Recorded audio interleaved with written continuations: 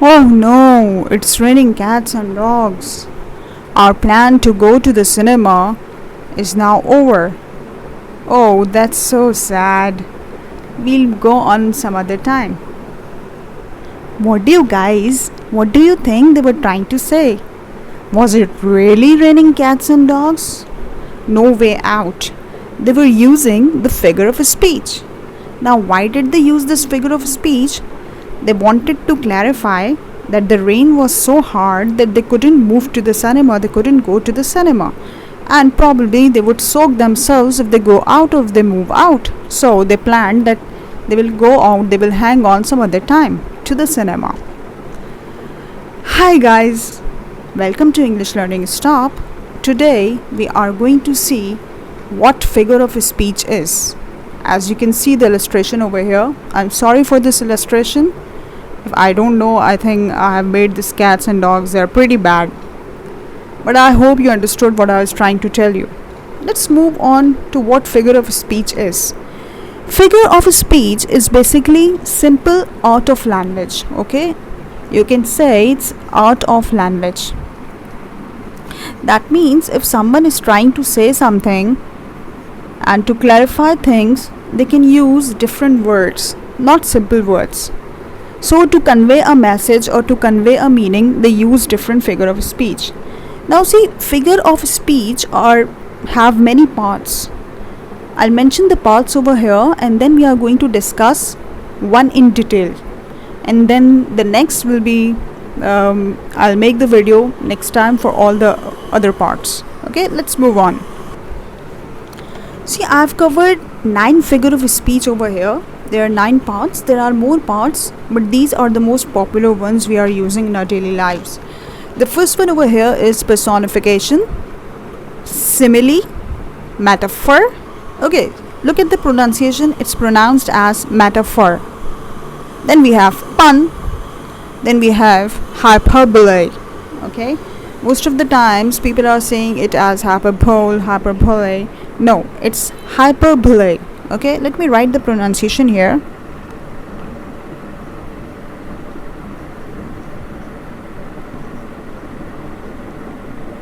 It's hyperbole.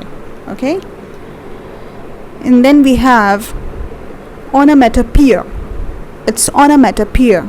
Okay, actually these words are a bit different, they are a bit difficult to pronounce, so let me clear it here only, though I will cover the spelling session some other time.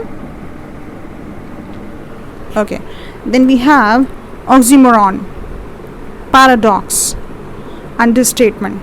Now see, all these figure of speech, they are trying to convey some message, they are trying to convey the meaning in clear terms. Okay, they used to clarify. So let us see the first one today, that is personification. We are going to cover this part today. In my next videos, I'll be covering all these parts. Let's move on. The definition says it's a figure of speech in which some idea or maybe non-living things, feelings of someone are given human attributes as if they were human. Now, why do we use this? Let me clarify this definition, what it's trying to say.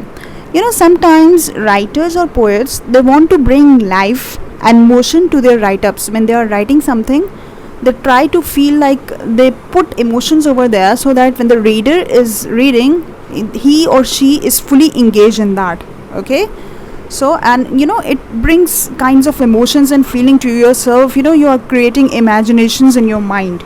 So that is why they use this.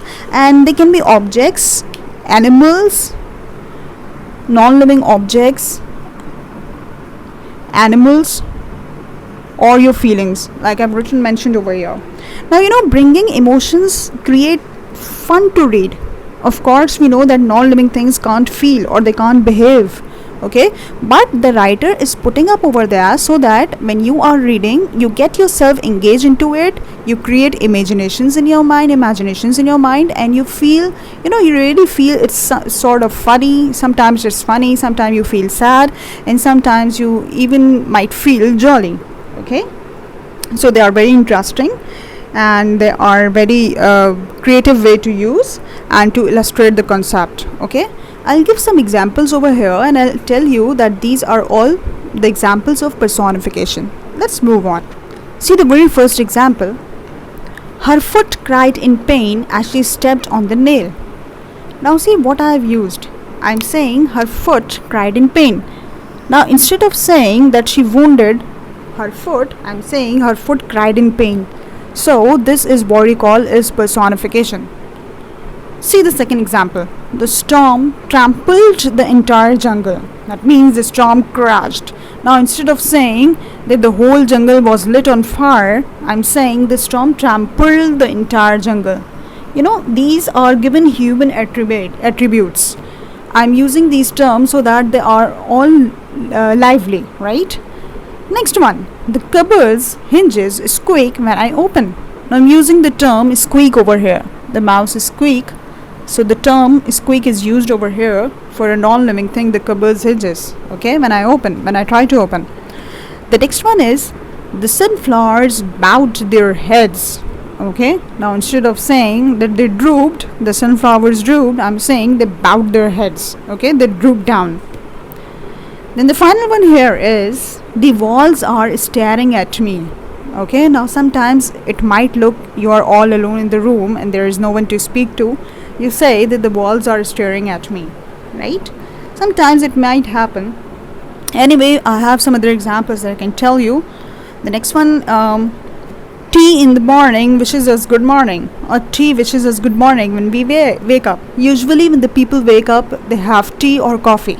So you can say it as tea wishes us good morning. Or the sea was angry as the tides hit the shore. Okay? Now instead of saying that the sea hit the shore, I'm using a term over here, the sea was angry, or the sea was calm as the waves were all smooth. Okay? Or you could also say there is a popular quotation by Emily Dickinson. She says, the heart wants what it wants, or else it doesn't care. See how beautifully she has put it up. So I hope my today's lesson was clear. Well, we will move on to the next figure of speech in my next video. If there are any comments, if there are any questions, please leave them in the description box below. I'll give you the detail of it. Thanks a lot guys.